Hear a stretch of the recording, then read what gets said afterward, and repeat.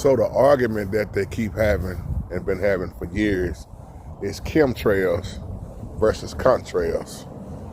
What the scientists say versus those who believe in chemtrails. Now, I understand science, and I understand and agree with it to an extent, because even scientists, a lot of them use the Bible to prove what they're doing. That's why you got all this argument about evolution. But for me, I go directly to the Creator. When I read the Bible, see, that's why people be asking me, do the Bible contradict science? Do science contradict the Bible? Let me say it like that. But when you look at chemtrails versus contrails, you'll see they'll say, well, that's just from the engine. That's what the scientists say. It's harmless. It's not hurting nothing. But I know airplane pilots who will say different.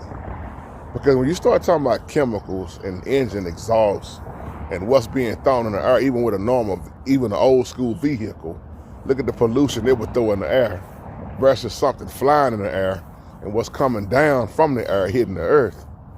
I see something different with that. That's why I agree with it is chemtrails. They're gonna say, well, you can't prove it. But if you notice with the Bible, when it comes to the Bible and it comes to science, they're gonna always say it's gonna be what the scientists say. Just like they agree with people, man went to the moon, man walked on the moon, all this old crazy stuff they've been photoshopping for years and decades and decades. But for those who believe in chemtrails, you don't believe it's just some made up theory. It's just a myth. You believe it actually is going on. But it's gonna be an ongoing argument once again. What's real and what's fake.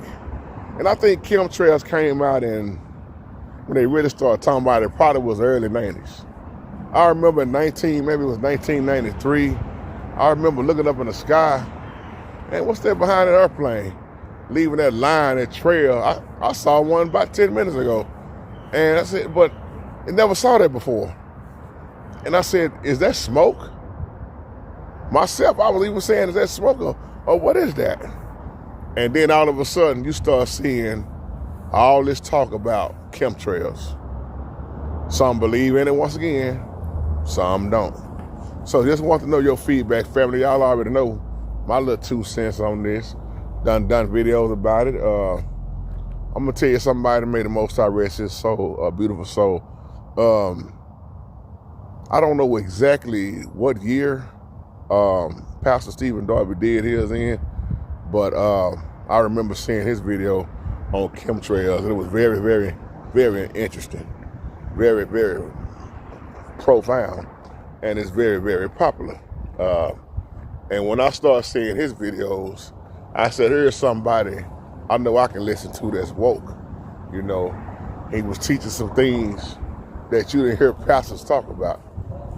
He always was, expounding on the spiritual realm. And when I saw that chemtrails video, I said, I agree. Because it's something I had already been thinking about myself. Now, of course, a lot of things I can't prove. I'm no scientist, I'm no nothing.